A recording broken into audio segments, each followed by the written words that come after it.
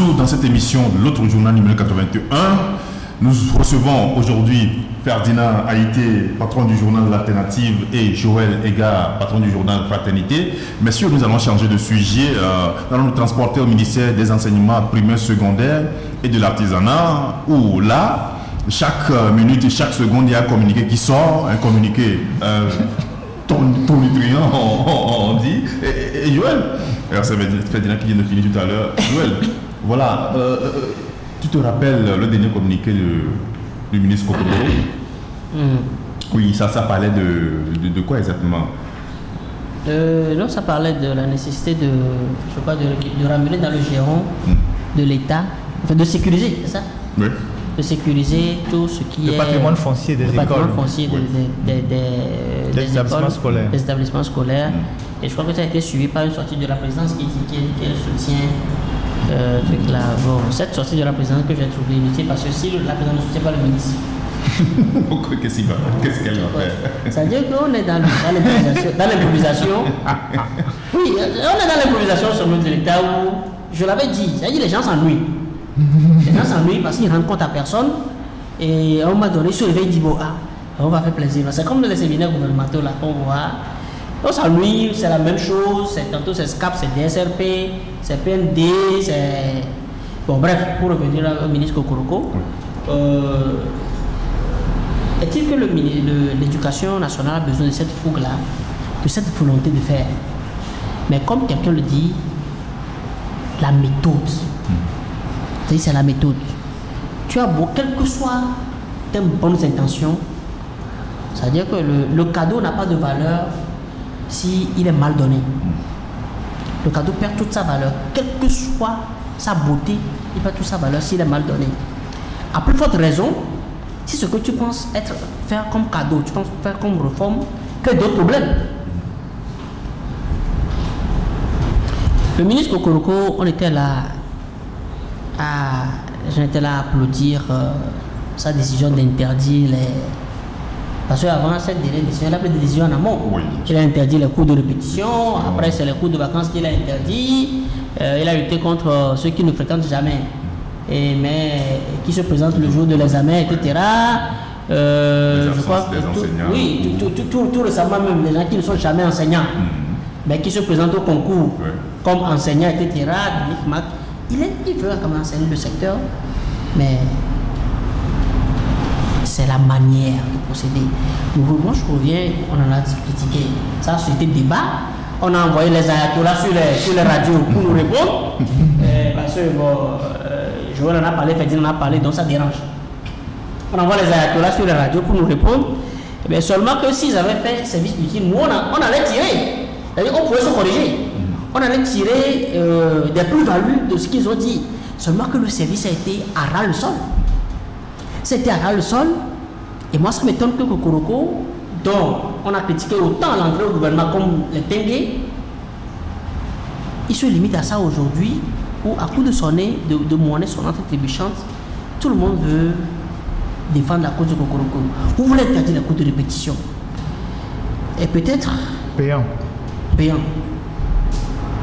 Peut-être, moi, dans la salle ici, c'est selon les capacités. Ferdinand peut s'offrir des enseignants, des répétiteurs à ses enfants.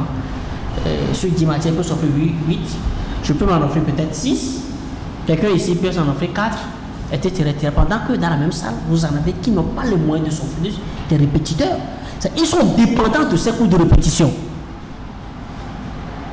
Il faut qu'on le reconnaisse. Eux, ils attendent, ils ont besoin de ça. Et ces cours de répétition, la fondée de ces cours de répétition, c'est quoi? Dans une salle, vous administrez un cours. Nous tous ici n'avons pas la même capacité de rétention, n'avons pas la même capacité de compréhension. À plus forte raison que nous avons un programme scolaire truffé du bourratif, de n'importe quoi. On ne comprend pas qu'on demande à un Togolais de faire la carte de la Russie pendant que le Russe même, il ne connaît même pas. Il ne connaît pas sa carte. On demande à un Togolais de parler du climat aux États-Unis pendant que l'Américain qui vit en Californie ne sait même pas le climat qui se fait au Texas, etc.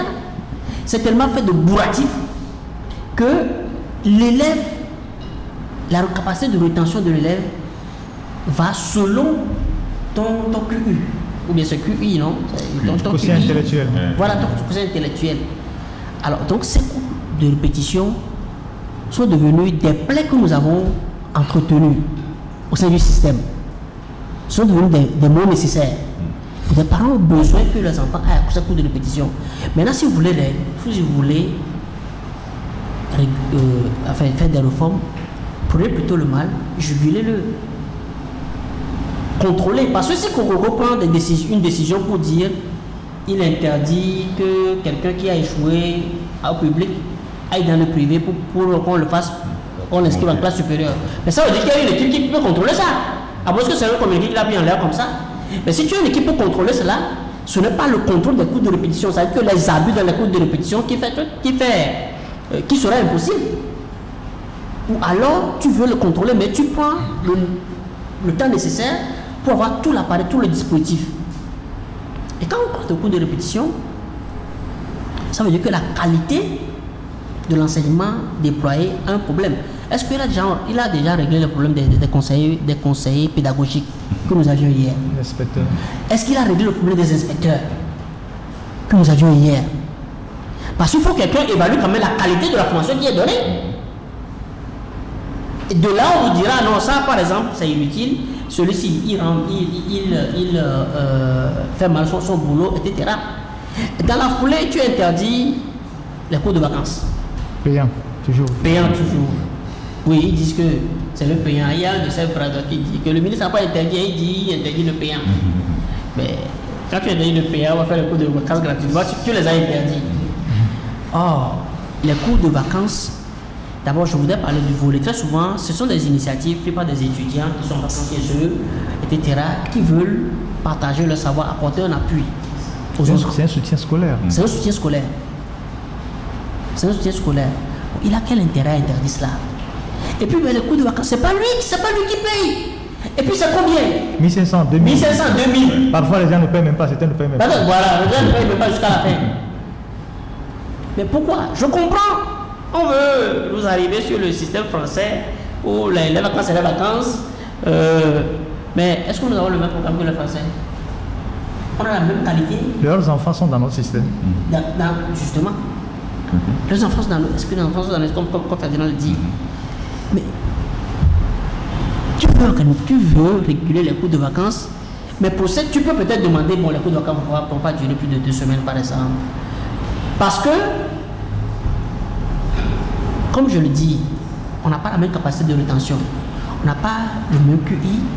Il y a de ces élèves qui ont besoin de ces cours de vacances-là pour se mettre, en fait, sur la ligne de départ avec les autres. L'élève qui monte en première, par exemple, vous savez, des séries scientifiques où il y a tellement de n'importe quoi, tellement de curatifs. Ces cours de vacances permettent de mettre l'enfant en selle, tant soit peu, pour être prêt pour le sifflet de départ. Le parent a besoin de ça. Et quand vous dites qu'on ne fait pas des cours de vacances, les gens restent à la maison, qu'est-ce qui a été fait pour la politique de développement des jeunes? Parce que l'enfant qui est à la maison, il ne va pas au cours de vacances. À Lomé, au moins tu peux te distraire, tu es à la télé. Mais dans les hameaux là, tu fais quoi? Moi, le champ.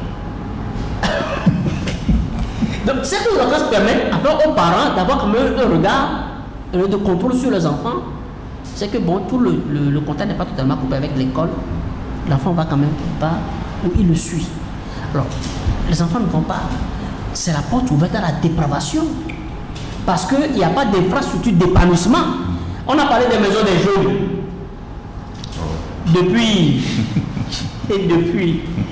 Depuis 3 quinquennats, il y a combien de maisons de jeunes? Mais les maisons de jeunes qui sont là, allez à Madaroumé, il y a quoi là-bas?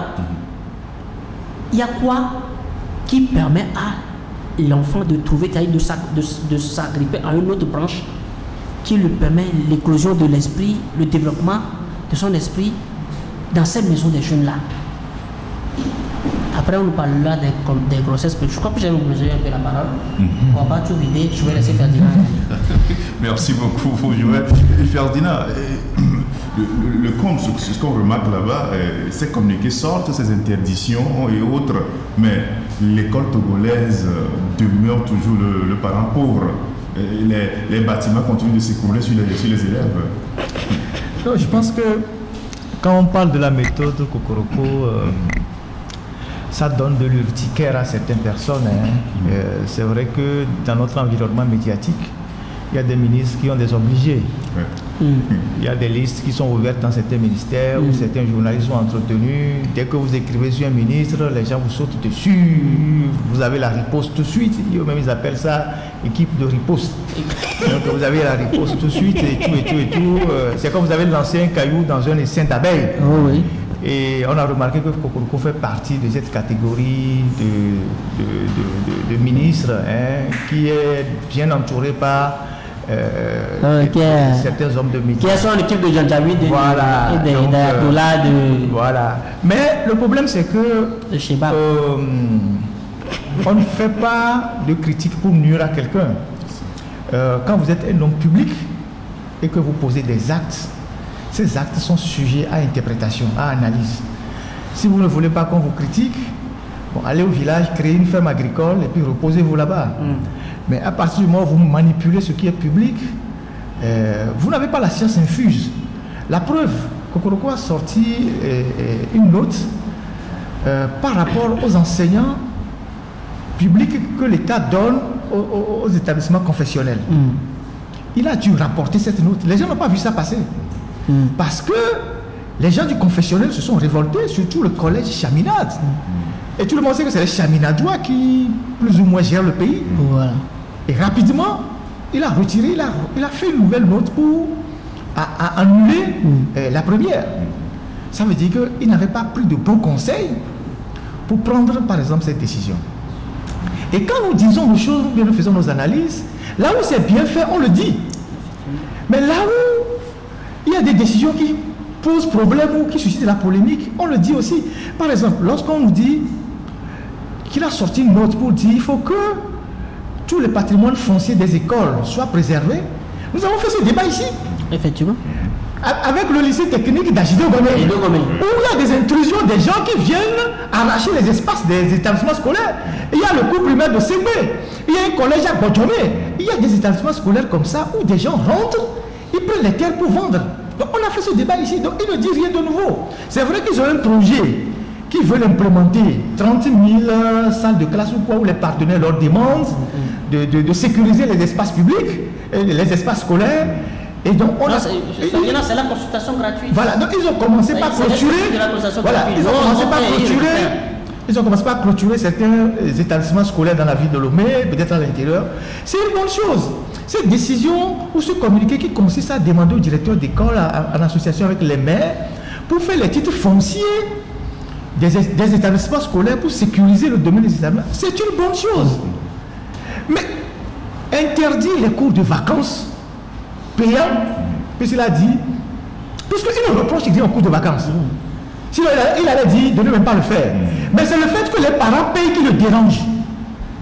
Et j'ai entendu les gens dire que tous les parents n'ont pas les moyens de payer, c'est pour ça qu'ils disent de ne pas payer. Mais si vous ne payez pas, l'enseignant qui veut mettre un peu de son temps pour partager son savoir, l'étudiant qui veut le faire, il a ne serait-ce que besoin de se déplacer à mettre 500 francs de carburant dans sa moto, acheter de la craie. Parce que ceux qui font les cours de vacances ont besoin du matériel pour faire le cours des vacances. Et la fille ne gagne pas grand-chose. Il faut juste un soutien scolaire. Mais comme Joël vient de le décrire, quand les enfants sont en vacances comme chez nous ici, où on a parfois 2 mois et demi de vacances, parce que nos calendriers scolaires sont tellement élastiques qu'on sait comment, quand les cours commencent, on ne sait pas quand finissent les vacances. Je ne sais pas si vous voyez. Donc les enfants sont laissés à eux-mêmes. Ils sont à la maison, vous les voyez dans les rues là, pendant ces vacances-là, en train de vendre beaucoup de coins, et je ne sais pas quoi, et orange, tout. Et les filles qui ne sont pas solides, si entre-temps un garçon ne les tire pas dans l'ombre pour coucher avec elle, et après elle saute avec une grossesse, je ne sais pas quoi. Mais ça, c'est des, comme il a dit, c'est des problèmes que les parents vivent.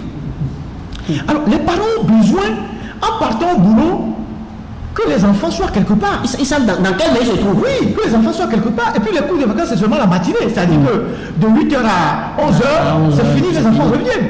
Plutôt que de les laisser à la maison, ceux qui ont les moyens, les enfants sont accrochés à la télé toute la journée. Ceux qui n'ont pas les moyens, les enfants sont en déshérence, avec tous les risques que cela représente. Et à la fin des vacances, les enfants désapprennent.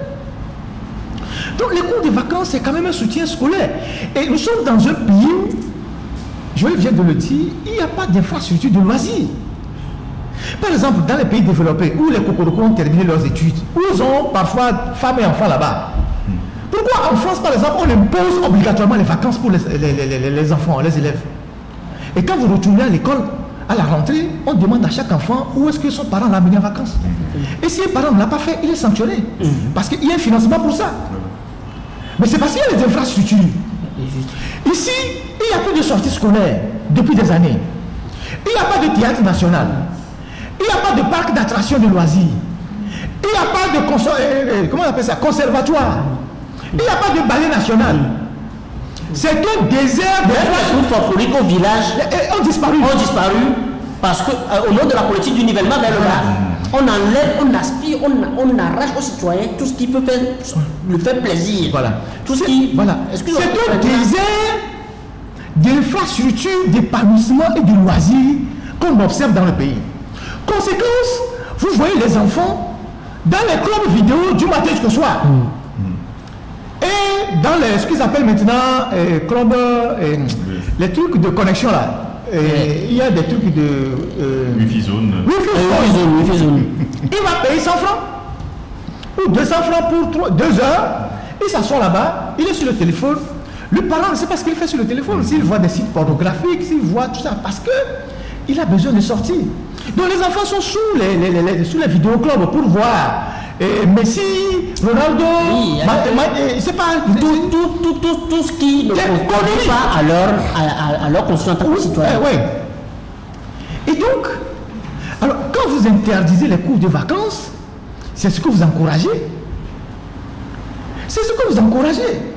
Sans oublier que quand les enfants sont en permanence à la maison, s'ils ne cassent pas les choses, ils mangent toute la journée. C'est clair.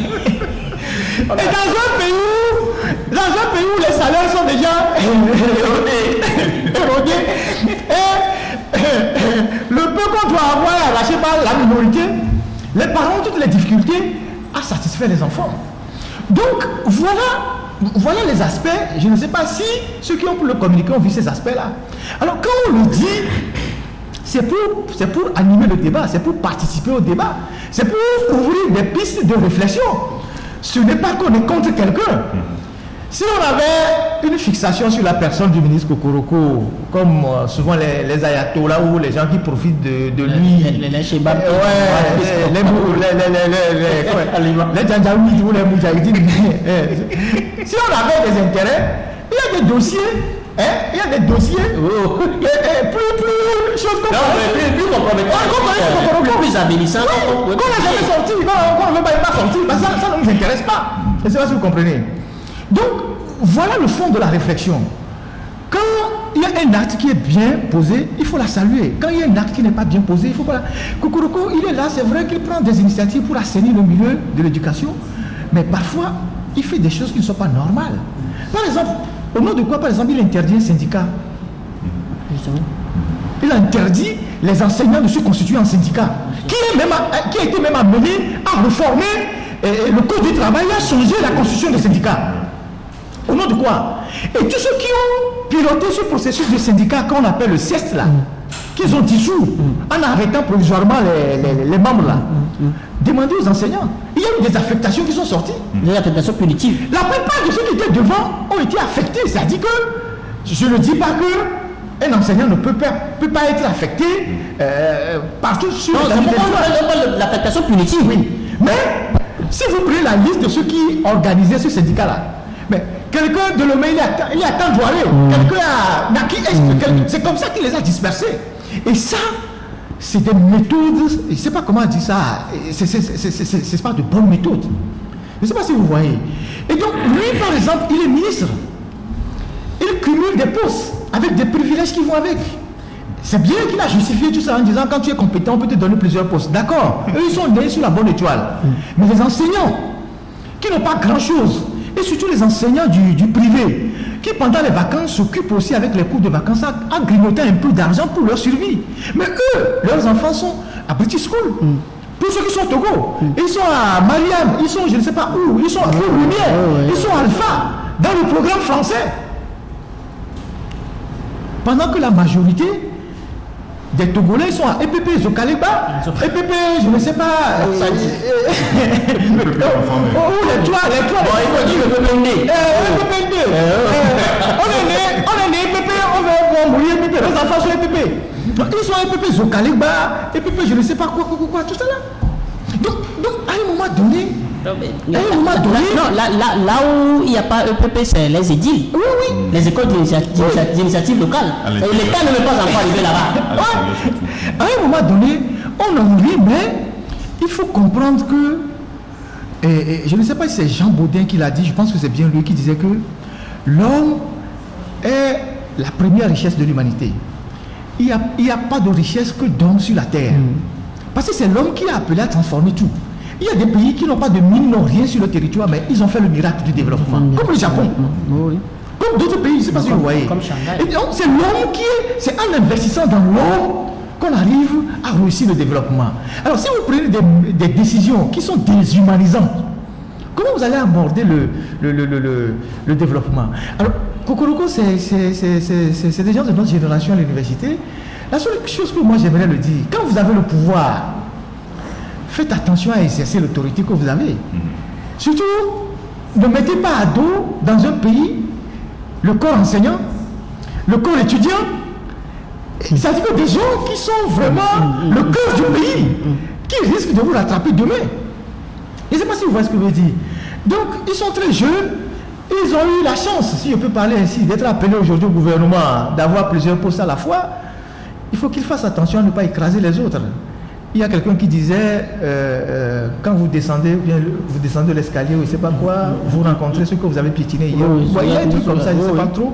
Mais il faut faire très attention parce que la politique là, les choses peuvent changer du jour au lendemain en quelques fractions de secondes. Ou les boulots d'hier deviennent les gibiers d'aujourd'hui. Mais c'est vrai. Ou les boulots d'hier deviennent les gibiers d'aujourd'hui. Aujourd'hui, quand vous prenez le Congo-Kinshasa, on apprend chaque jour qu'un ancien baron de Kabila a fui. Celui-ci a fui. Ou bien vous prenez le Mali, on dit l'ancien chef de renseignement a fui, il était arrêté. Parce que c'est ça la politique. Donc, il faut savoir raison garder. Sinon, on n'a aucune fixation sur la personne de ce ministre-là. Il a des qualités, ça c'est très clair. Il a fait un parcours assez appréciable. Il est ministre. Et puis, il a la volonté. Il a la volonté. Donc, nous, on dit seulement, quand ce n'est pas bien fait, on le dit. Et peut-être ça doit lui permettre de changer ou bien de se corriger. Bon, nous, on n'est pas des sireurs de pompe. Les gens qui se lèvent, ils disent, ah, il a bien fait, il a fait ci. Nous, on n'est pas ça. Nous, on utilise l'œil du journaliste. Sinon, on serait parti travailler à la TVT ou à Togo Presse. Donc là-bas, il n'y a pas d'analyse. Vous reportez ce qui a été dit. Reportage. Ouais, c'est tout. Donc voilà. Merci beaucoup, Joël. Je crois qu'il faut ajouter que ce qu'il faut ajouter, c'est que, comme Ferdinand le dit tout à l'heure, si l'intention était mauvaise, peut-être les chiffres allaient parler en faveur de Kokoroko. Malheureusement, les chiffres ne parlent pas en sa faveur. Parce que nous faisons dos à une année qui a été la plus mouvementée, 2020, avec Corona. Les élèves ont fréquenté, je crois, 5 mois en tout pour tout. Mais quand vous prenez les résultats de 2020 par rapport aux résultats de 2021, c'est mieux. Le CPD, on a chuté de 5%, on était de 96% de taux de réussite, on a chuté à 91% cette année. Le BPC également. Mais juste parce que Kokoroko, malgré toute sa volonté, le process souffre de problèmes. Le process a des problèmes. Donc il n'y a rien de mieux pour te juger que les chiffres que tu produis. Je parlais de BPC, on était à 65,75 l'année dernière, on est à 65,08. Pendant, malgré qu'on a pris toutes les initiatives pour aller pour que l'année soit paisible, on a interdit les syndicats, on a affecté les gens, quelqu'un qu'on a besoin de le mettre à polio, dans d'autres, c'est-à-dire que dans les seins là, c'est-à-dire que le petit chapeau. Oui, le chapeau du Togo. 6e continent. Là, juste pour le faire mal. Or, tout ce que nous demandons, il faut que la démarche soit holistique. Il faut que la démarche soit holistique. En toute chose, il y a toujours le pour et le contre. Et en cela, il faut s'entourer des gens qui sont capables de te dire la vérité. Mais quand tu, comme fait là l'appel, quand tu ne que des obligés,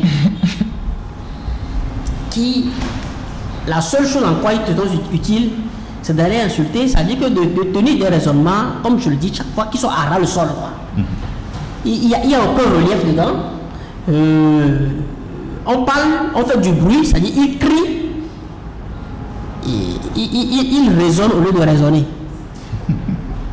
Il raisonne, il fait du bruit pour juste occuper le vide. Or, que tu peux faire mieux en t'entourant de think tank, en t'entourant des gens qui sont... Parce que l'éducation, moi je dis, c'est une plaie qu'on a entretenue dans l'éducation, qui est aujourd'hui, la plaie est devenue gangrène. On ne peut pas se lever du jour au lendemain et dire une plaie qui a fait des décennies, vous allez le guérir à coup de microbe, bien à coup de, je ne sais comment dire, en un seul jour. Ce n'est pas possible. Donc la démarche doit être holistique et pour que ça soit vraiment utile, plutôt que de faire des choses parce que on veut régler les comptes à celui-ci, ou bien on veut plaire, on veut faire du show, ou bien bon, Ferdinand a critiqué, Joël a critiqué, c'est toujours eux qui critiquent. Nous, on leur rend service. La critique est source de progrès. Expertise gratuite. Non, c'est la consultance gratuite, expertise gratuite. La preuve, il s'est réveillé aujourd'hui pour sécuriser le patrimoine foncier de l'État. Et c'est parce qu'on a fait la consultance gratuite ici. Ouais. On ne se dit pas qu'on est des héros, mais celui qui te critique, on se lève pour venir faire cette test pendant 2 heures pour que la nation aille mieux parce que il faut qu'on laisse un pays meilleur que ce que nous avons découvert à nos enfants. Pendant qu'on y est, je voulais ajouter quelque chose pour clore cette partie de l'éducation. J'aimerais bien que le ministre Kokoroko engage le débat sur la réforme même du système. Oui, aujourd'hui, qu'il faut une grande confiance. Comme Joël l'a dit, qu'est-ce qu'il faut aujourd'hui inculquer? Parce que nous avons un système éducatif qui, au bout de la chaîne, ne déverse que des gens inutiles sur le marché de l'emploi. Et j'ai bien envie qu'on fasse le débat sur le contenu des programmes scolaires et qu'on le change carrément et l'adapter aux réalités modernes du monde aujourd'hui. Et j'ai envie qu'on fasse le débat sur la suppression du bac 1. Du bac 1 qui ne sert totalement à rien. Absolument à rien. À rien du tout. Attends, sinon que c'est une ligne budgétaire. Oui, que les gens ont intérêt à utiliser. Ça ne sert absolument à rien. Aucun pays, là encore dans son programme, jusque-là, on nous a pas prouvé le probatoire. Que l'enfant qui passe, qui réussit directement au probatoire, réussit au bac. Il n'y a aucune étude qui nous a prouvé. Aucune réflexion scientifique. Il n'y a aucune étude. On ne nous a pas prouvé que le probatoire fait que le Togolais est mieux coté à l'international. Et quand Ferdinand parle de réforme du programme, moi, je donne juste un petit exemple. Au Bénin, par exemple, l'élève déjà passé de la classe de première ou en terminale, on lui apprend comment gérer l'économie familiale. Il y a une matière qui porte sur comment gérer l'économie familiale. C'est-à-dire qu'une femme, est-ce que l'élève aujourd'hui, comme on le dit chez nous,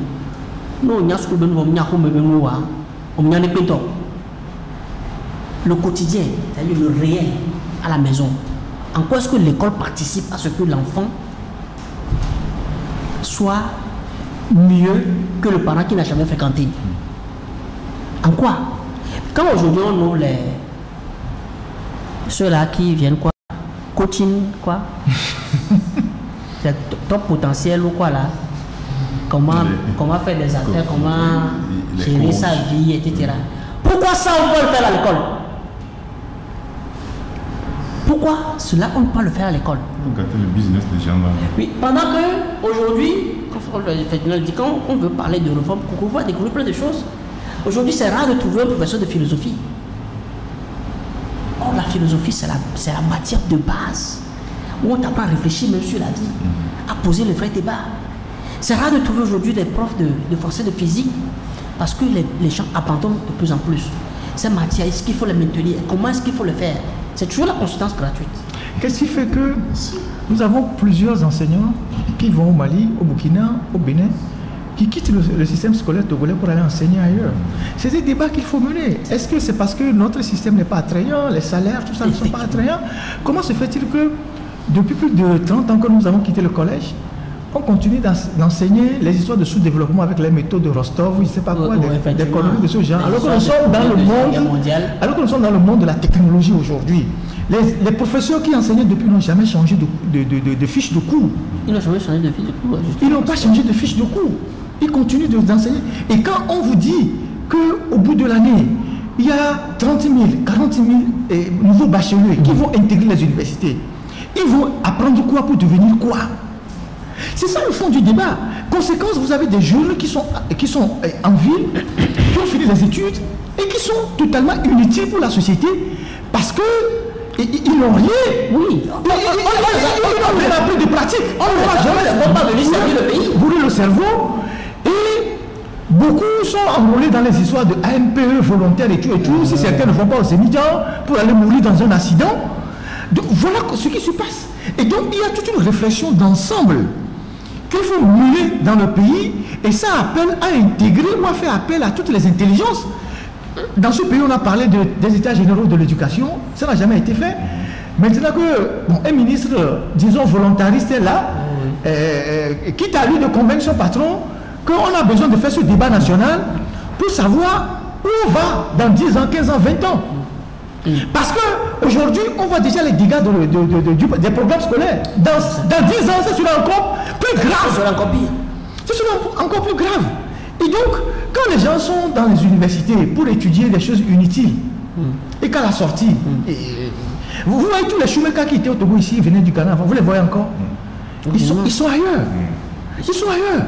Aujourd'hui, il y a nécessité de vulgariser, je dis bien, les métiers qui sont porteurs pour orienter.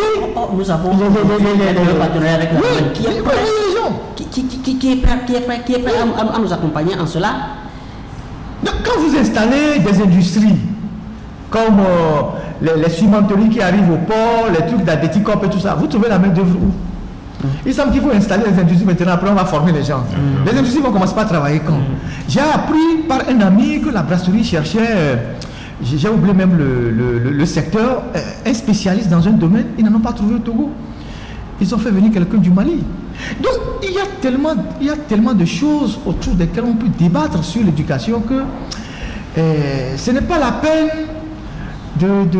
d'être prolifique en communiqué chaque semaine avec son communiqué. Je ne sais pas si c'est pour démontrer qu'on est celui qui travaille le plus, on fait ci, on fait ça. C'est la méthode. Et donc, ceux qui s'agitent, bon, on n'a rien contre leur ami, hein. Seulement nous, parce que nous on n'a pas d'attache. On n'a pas d'attache. Donc comme on le dit de façon vulgaire, notre bouche n'est pas fermée. Quand on voit, on parle.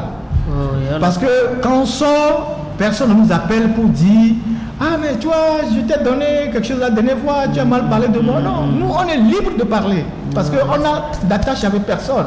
Et c'est ça qui fait peut-être notre indépendance et puis notre manière d'aborder de façon tranquille et à l'aise certains sujets dans ce pays, quoi, tu vois. Donc, ce que nous faisons, c'est pour le bien. Rarement, sur le plateau de l'autre journal, on fait juste de la critique. Non, on fait de la critique, mais on propose. Et tous ceux qui nous suivent sont nos témoins. Quand on critique, on propose. On dit, mais si vous faites comme ça, c'est pas mieux. Par exemple, je viens de parler de la banque.